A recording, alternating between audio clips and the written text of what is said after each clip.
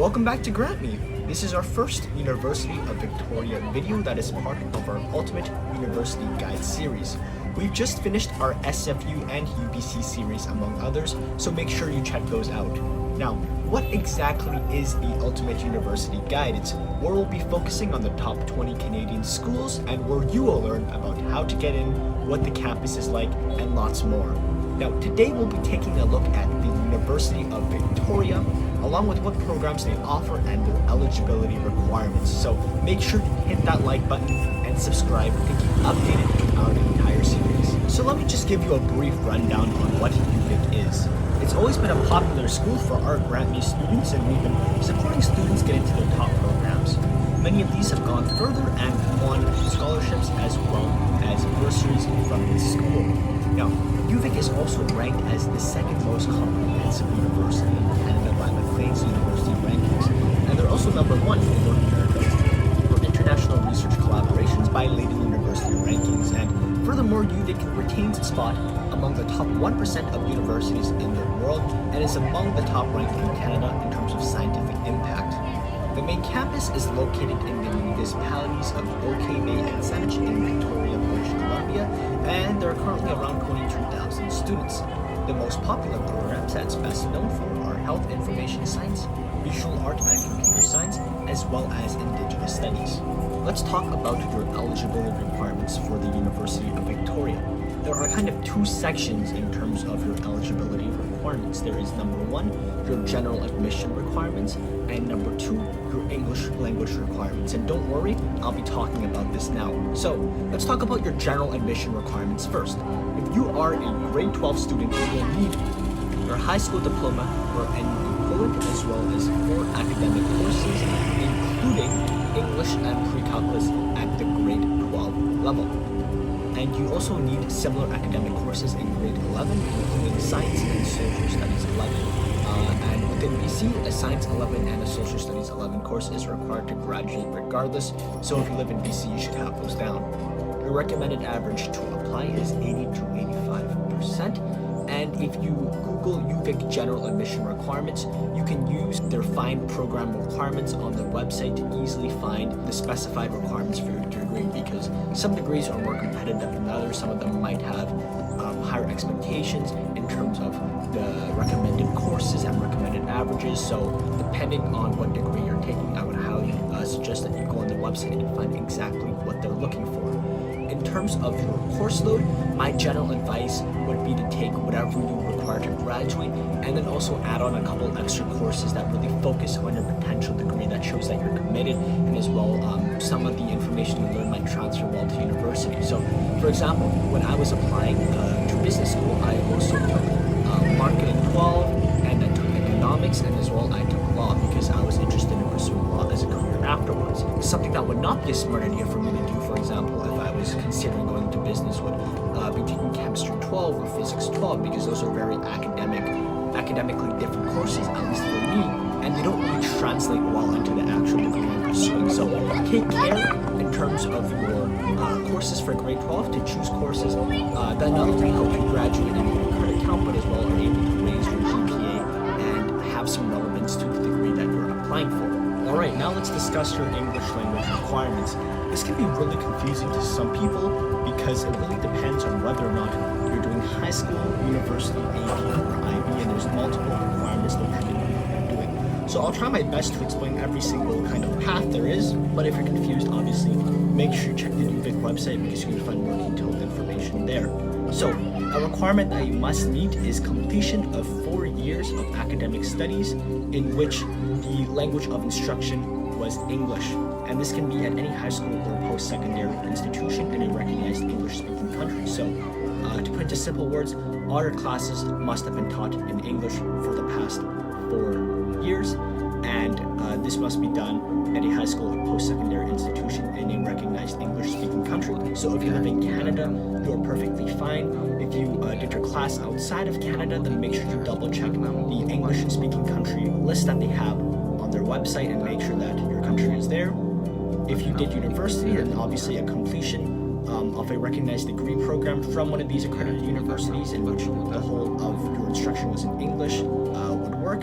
And if you completed grade 12 English or its equivalent in Canada, you can use your final grade, which must be 86% or higher, but this must have been done within the past 3 years prior to your admission. So right now your two options are kind of either completion of a degree or completion of grade 12 English, but there's also a bunch of other kind of side routes that you can go with. So for example, if you wrote the BC Provincial grade 12 English examination back then, and it was done within the past 3 years, and you got a score of 86% or higher, you can use that as your English language requirement. If you're still in university and you haven't completed it yet, then you can use transfer credits, and you need to have completed 1.5 or more units of transfer credit for university level English courses, and this excludes English 181 and 182. If you do AP, your score can also be used as a method to satisfy this requirement. You must have placed a score of 4 or higher in the English language and composition exam, and if you do IB English, then make sure you got a score of 4 or higher on IB higher level English A. UVic also accepts multiple English language proficiency tests, so if you've done those, you can use your scores to meet these requirements, and some of the tests that they accept include the CAEL, IELTS, LPI, MELAB, and TOEFL, and you can find the exact required scores by Googling UVic English requirements. So basically, to sum up your English language requirements, you must have completed 4 years of academic studies where all your classes were taught in English in one of these recognized English-speaking countries, which is on their website. If you're in high school, you must have completed English 12 with an 86% or higher. If you're in university, either you must have completed a degree in a recognized university, or you must have 1.5 or more English transfer credits. So those are your English language requirements, and again, if you have any confusion at all, feel free to rewatch this section or just Google it up on the UVic website. GrantMe is super excited to continue to help students get into the University of Victoria through their essay editing services, one-on-one coaching, tutoring, and mentorship. So at the end, make sure you take the admissions quiz down in the description to find out the insights of your chances into getting into your top schools. That's basically going to be it for today's video, but make sure to check out our other videos for more information on the University of Victoria. Thanks for watching. Not gonna get fat again. You too, bro. Yeah. Just say. Assalamu alaikum wa rahmatullahi wa barakatuh. Welcome to another Strong Believers video. We hope to give you guys some of our experiences and some of our findings regarding university and how to make the most of this university life. We're not going to go into the topic of should you go uni or should you not. One thing I will say though, I think Sanga will probably agree with me, is that only go to uni if you're actually going to make something out of it. If you're actually going to make good use of what you learn in uni, then go to it. Otherwise, there's no point if you're just going to go for just because it's the norm, just because you want to have a little chill out sort of thing. What do you say to that? I agree, bro. One of the main aims of this channel is to aim high. We want to inspire people to aim high, and ourselves. We should be aiming high. We shouldn't be going for the bare minimum. Hence why we wanted to make sort of like a comprehensive video on education and university for a Muslim. As we know, like in the Quran, in the Sunnah, the stories of the previous prophets, they all aim high and they all love to seek knowledge. For example, we have the story of Khidr and Musa alayhi salam. Allah subhanahu wa ta'ala told him, even though Musa alayhi salam was speaking directly to Allah subhanahu wa ta'ala, Allah still told him, there's someone who has knowledge that you don't have. And Musa alayhi salam, he actually desired this knowledge so much that he actually traveled for a very long time before he actually found Khidr. And then he went through many different things with Khidr to gain that knowledge and the experience and the wisdom that he didn't have himself.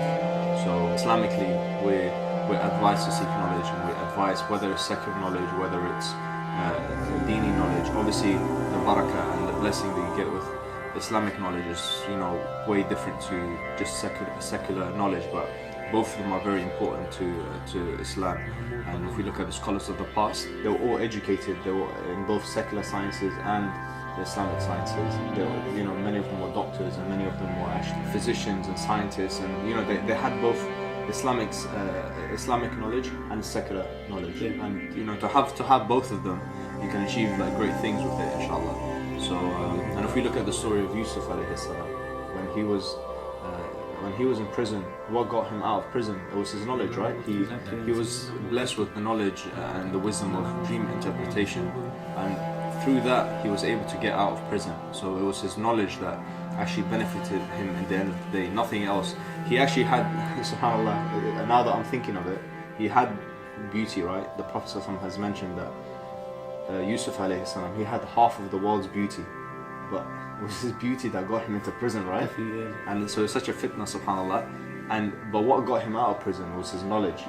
So knowledge always comes first, and this is something that we should be aiming for, to you know, seek knowledge and to equip ourselves with things that are actually going to make a difference. And if we again look at the story of Yusuf alayhi salam, when he was able to come out of prison, he asked the king. He said, "Let me be in charge of the storehouses of the land." He wanted to be the minister of the finance minister of Egypt, subhanAllah. He didn't aim for just like, he just came out of prison, and he didn't aim for the lowest thing. He didn't just say, "Oh, let me be one of your workers." He said, "Let me be the leader of the storehouses," subhanAllah. He wanted to be in charge. He wanted to be in a lofty position. He said, "I believe that with my knowledge I can do like a lot of goodness with it." So likewise, when we study, we should aim to do better for society, because there's nothing more meaningful than equipping yourself with knowledge and tackling the problems of society and the problems of the world for the sake of Allah subhanahu wa ta'ala. But this is what Islam pushes us to do. To conclude what Noor said, to be successful in this life and hereafter, knowledge is key. If you want to be successful, both in this dunya and the akhirah, then knowledge is key. If you have the knowledge, for example, say you want to become a doctor, and then obviously you go to uni, you study, and then you become a doctor, then you have the knowledge, you acquire the knowledge, you know how to deal with your patients. So, and if you want to become, similarly, if you want to become successful in the hereafter, you go seek knowledge of the deen. So knowledge is the key to anything, be it in any profession in this life or as I said in the akhirah. You know, and there's nothing more powerful than someone knowing, you know, learning how to sort of articulate themselves, to read, to understand, to educate. All of these things, all of these skills can be actually learned when you're in uni. You have like such a great opportunity in this time, because it's sort of like a few years of your life has been carved out just for studying, and this is the time that you should actually use them most of it, because you don't actually go uni every day. You don't have to go to uni every day. You have classes and you have breaks in between, and these should be used for studying, not just for your actual course, but other subjects as well, to sort of equip yourself with like an all-round sort of knowledge about history, about computers, about maths, about whatever it is, designing and artistic skills. This is the perfect opportunity to build yourself up. There's different subjects. For example, I study nutrition, right? But in my nutrition classes, I have psychology. Yeah. And then I can learn about psychology, and I can learn about other subjects such as stats or immunology about body, etc. So you can, obviously, as Noor said, you can equip yourself with different subjects and acquire knowledge, even if it's not too much. At least you know some. So yeah, that's the benefit of going uni or seeking knowledge. Okay, so we've spoken about why we should study and why we should aim high.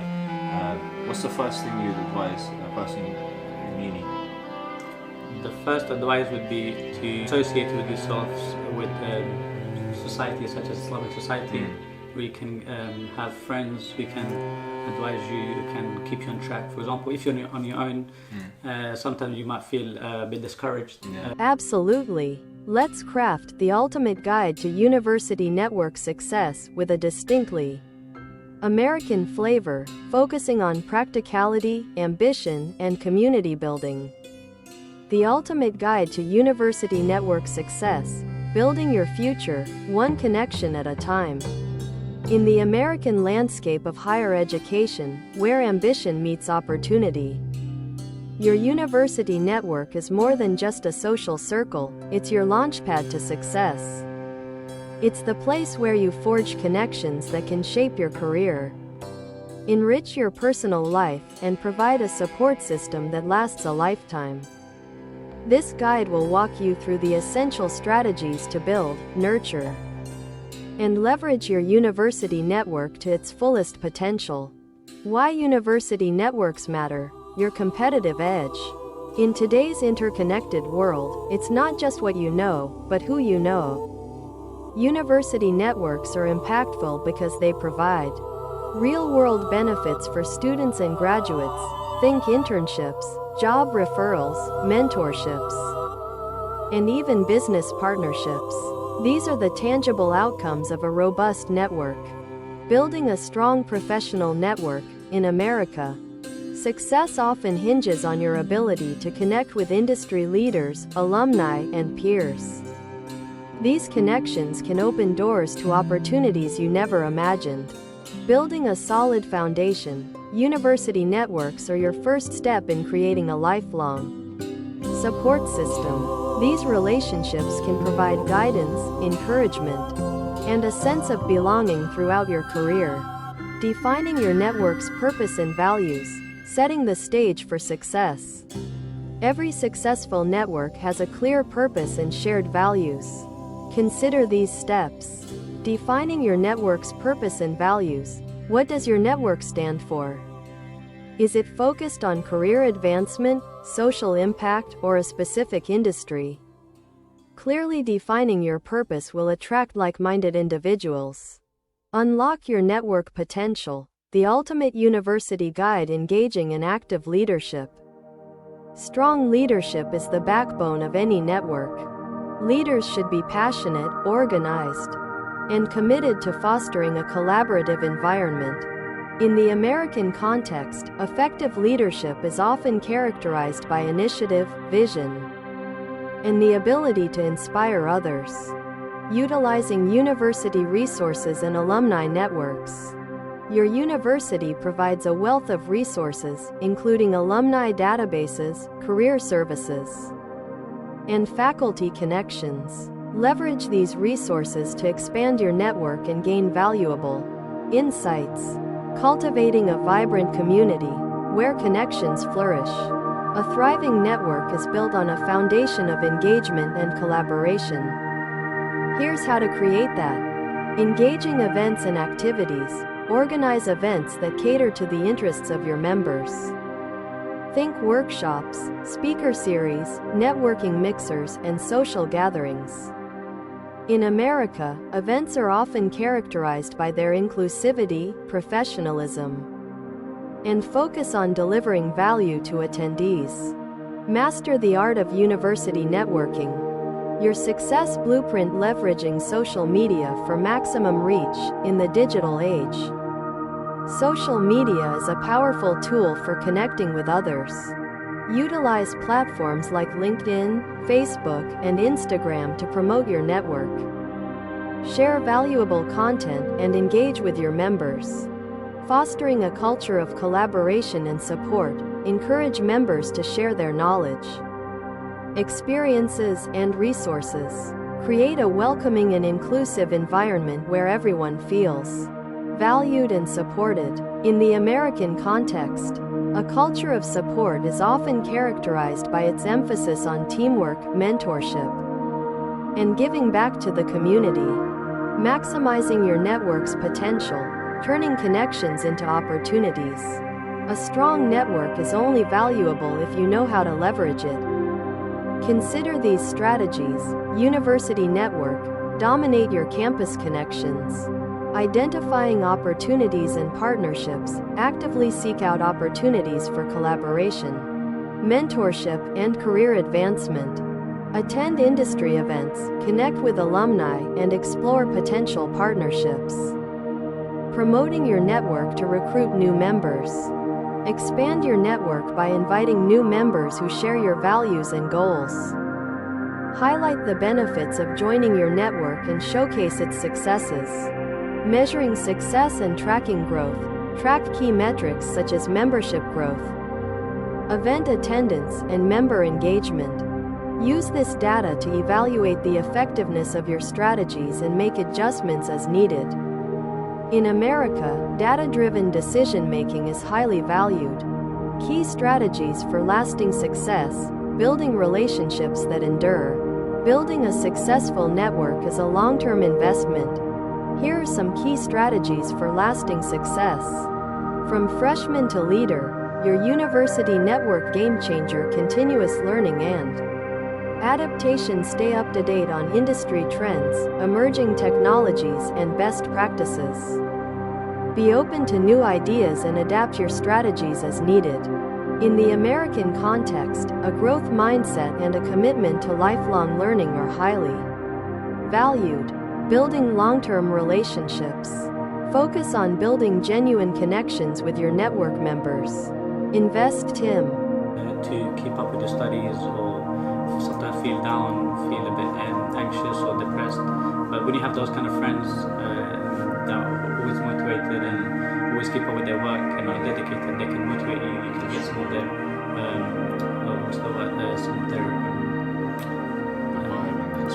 inspiration from them, and so then you can actually do better. Yeah, that's true. So what do you think?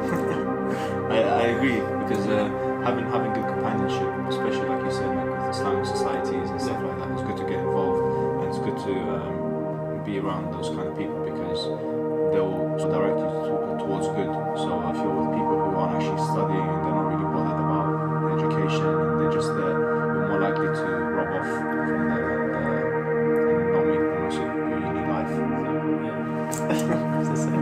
Yeah, tell me your circle, right, and I tell you who you are. Yeah. So like the kind of people you hang around with, then that's how it's actually going to be. For example, if there are people who just go uni and study and be focused on their studies, obviously they can have fun as well. They know how to have fun. Yeah.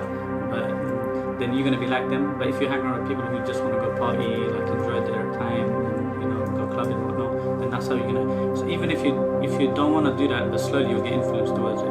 Just mentioned, that it's such a powerful thing, because every human, the social network of influence goes 4 degrees up, and this means that, for example, if you're my friend, right, then my influence upon you is up to 45%. For example, if I'm obese, Is that scientific?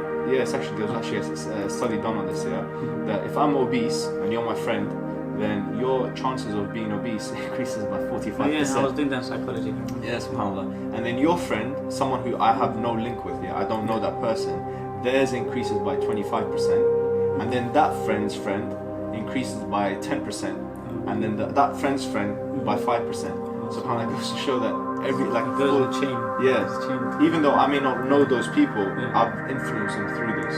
So who your social friends are, they make a big difference on you. And, Don't ever get fat. you too, bro. So the second thing is to be focused and make most of your university life. Yeah. Because as we mentioned, you will never get these years again. You will never get these few years of your life again. And the Prophet said, make the use of 5 before 5. Your youth before your old age, your health before your sickness, your wealth before your poverty, your free time before your preoccupation, and your life before your death. So this is when we're young and we're healthy, and this is when we have our most time and we have the energy. So we should be focusing on equipping ourselves with knowledge, and we shouldn't just be seeking knowledge and studying because we think this is what's going to get us a job, but rather that it matters. Like, knowledge matters. What you equip yourself with, what's inside of you, how you can articulate yourself, and how you can speak, and how you can debate, and all of these things are very, very powerful tools. And these are the things that we should be learning while we're at uni. And we have so many resources while we're at uni. We don't have many responsibilities, and we have teachers, we have other students that we can benefit from. Exactly, and the environment. For example, my uni, right, they spent 35 million on a new library, and they got all the equipment you need. Basically, there's places like literally people work there for 24 hours. Anytime you go there'll be someone in there working. So at least you get inspired. Exactly. Like if there's no one that you can think that I'm on my own, like no one is working at this time. If you go there, you'll find someone who's working, so who's going through the struggle to finish their work. So like maybe you get inspired by them to work. I don't know if you've come across this yet. On YouTube, there's this like phenomenon now where people record themselves studying, and there's like it's 2 hours, 3 hours long, right? And people, they're all they're doing, they just play music in the background, and they got headphones in, and they're just studying. What you see is like they're just studying. They don't do anything else, and you know it gets like millions of hits on YouTube. But it just goes to show, like you were saying, right? When you have someone else studying and someone else doing these things, it encourages you to do the same thing. So yeah, it's really interesting. Hello and welcome to Success Formulas. Setting goals. 16 signs someone secretly dislikes you. In our relationships with others, we should notice subtle cues that may indicate someone's true feelings toward us. One such scenario is when someone secretly dislikes us but masks their true emotions. If you are wondering how to recognize these signs, check out our selection of 16 signs someone secretly dislikes you. Number 1, their body language tells everything.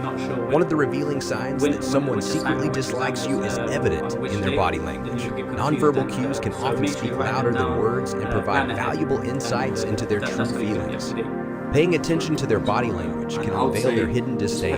They may avoid making eye contact with you, crossing their arms or legs as a defensive gesture, or positioning their body away from you. Their facial expressions might appear tense or indifferent when interacting with you. Additionally, they may exhibit subtle signs of discomfort or agitation, such as fidgeting, avoiding physical proximity, or displaying closed-off postures. These unspoken signals can serve as strong indicators of their underlying dislike, allowing you to interpret their true sentiments beyond what is spoken. Number 2, they compete with you. One sign that someone secretly dislikes you is when they constantly compete with you. Whether it's in the workplace, within a friendship, or even in casual interactions, they consistently strive to outshine or overshadow your achievements. They compare themselves to you, seeking validation and attempting to prove their superiority. They engage in one-upmanship, downplay your ideas, or seek validation from others by belittling your accomplishments. This competitive behavior stems from their underlying dislike as they feel threatened by your presence. Their actions indicate a hidden animosity that is manifesting through this constant need to compete. Number 3, they avoid eye contact. It's harder to maintain eye contact. When there's a lack of respect, people who avoid looking you in the eye usually have something to hide. They might be afraid that you'll sense their dislike if they make eye contact, so they purposely avoid it and try to limit their interaction with you. However, a lack of eye contact doesn't always mean that someone dislikes you. Other factors like anxiety can affect whether someone looks at you or not. So it's best not to rely solely on this sign to judge someone's feelings towards you. Number 4, they are open with everyone except you. A clear sign that someone secretly dislikes you is when they are open and friendly with everyone except you. They readily engage in conversations and show interest in others, but they maintain a distance when it comes to interacting with you. It can be hurtful to witness their welcoming behavior towards everyone else while you feel excluded. This differential treatment suggests a hidden dislike, as they feel reluctant or uncomfortable being open around you. Their behavior highlights their underlying negative sentiments towards you. Number 5, they exclude you from social events. One clear sign that someone secretly dislikes you is when they consistently exclude you from social events. If you notice that you are consistently left out or not invited to gatherings, parties, or outings that others are attending, it may be an indication that they don't want you around. This exclusion can make you feel isolated and left out from important social interactions. While there could be various reasons for not being included, such as limited space or specific circumstances, consistent exclusion without a valid explanation is a big sign that they may secretly dislike you. Pay attention to this pattern and consider whether these individuals truly value your presence in their social circles. Number 6, they gossip about you to others.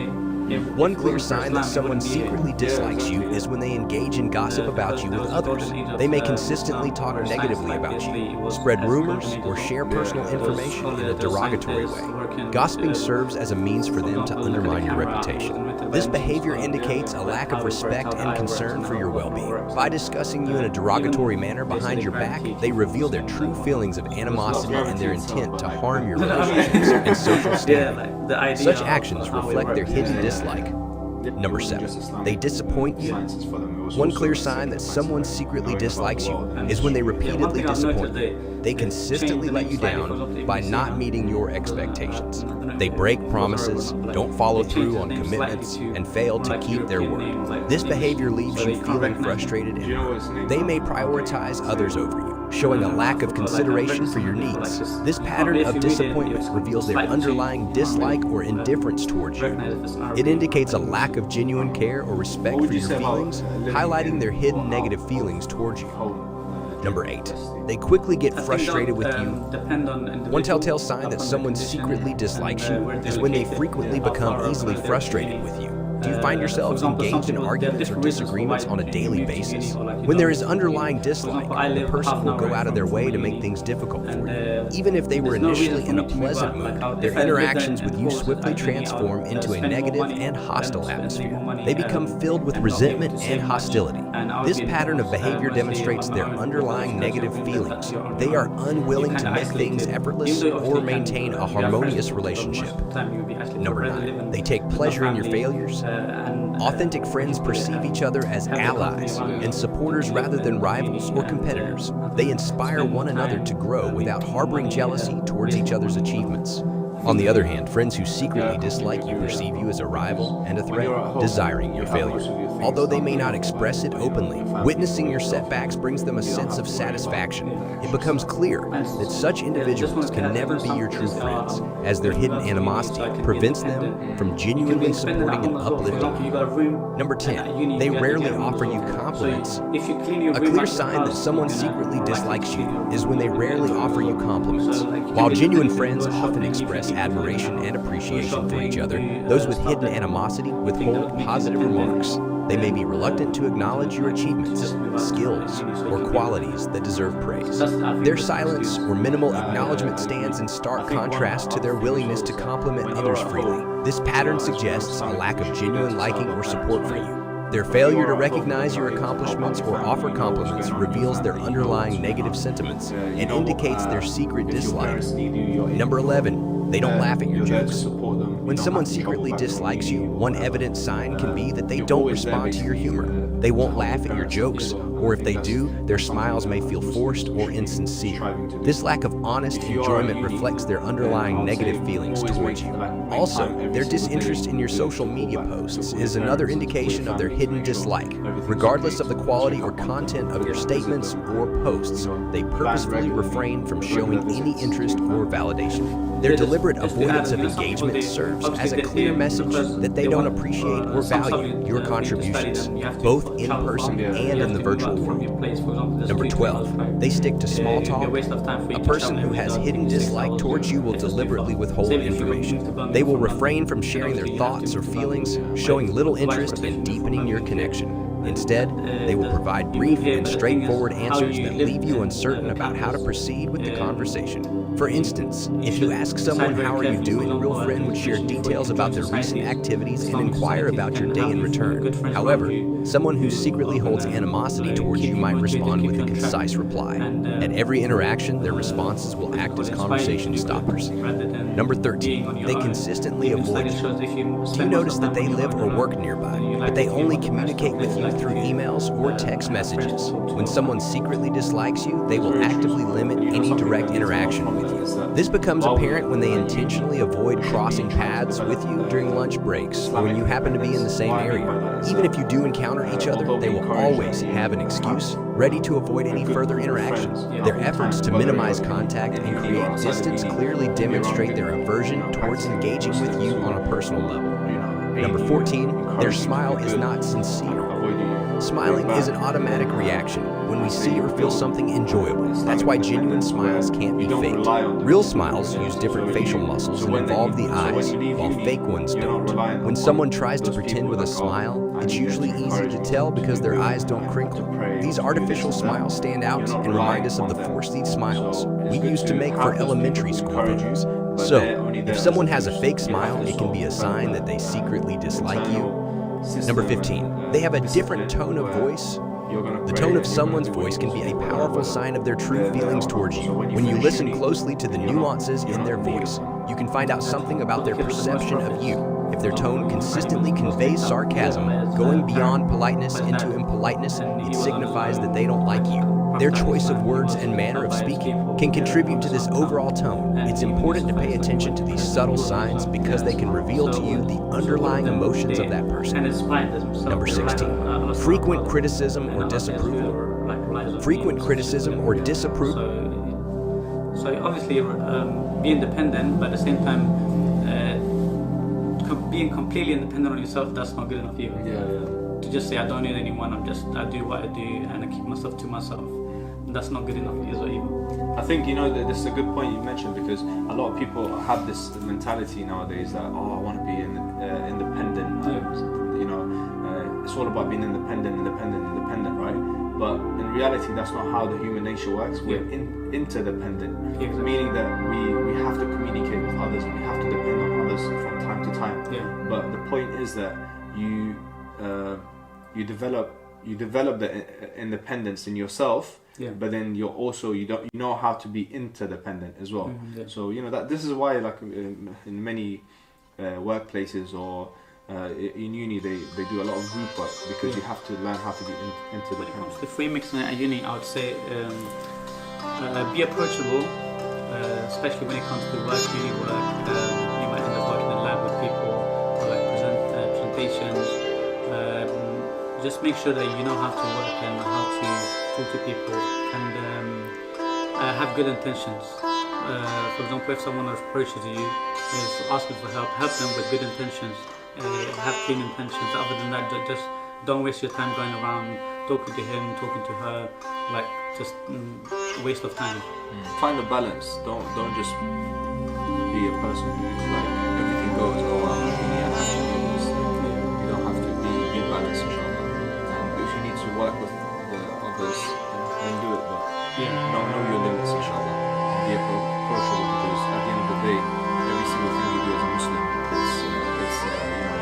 it's picked up on. You're given da'wah, whether it's direct da'wah, you're still be representative of Islam. So keep that in mind, inshallah. And have good attitude when it comes to talking to people on the agenda. Your attitude makes a big difference. For example, especially if you're a Muslim, Muslims, if you show them your good attitude, then from that they can define what kind of person you are. If you show bad attitude, bad behavior, and the way you talk to them, then that's not going to show any good. You kind of misrepresent Islam. So just make sure. That's true. Have good attitude towards others. And also have the right intention that you're gonna study and you're gonna try to do things for the sake of Allah subhanahu wa ta'ala, and you wanna credit the ummah with something. You wanna leave something behind. You don't wanna just waste your uni life. So make the intention that it's for the sake of Allah subhanahu wa ta'ala and for the betterment of society, and you wanna be able to contribute and tackle problems of society in the future, inshallah. And you need knowledge. And you know, it reminds me of one of the stories of a companion called Zayd ibn Thabit, and he was really good when it came to his literacy skills. And so the Prophet ﷺ asked Zayd to learn Hebrew and Syriac, so that he could then write letters to other states of different lands, inviting them to Islam.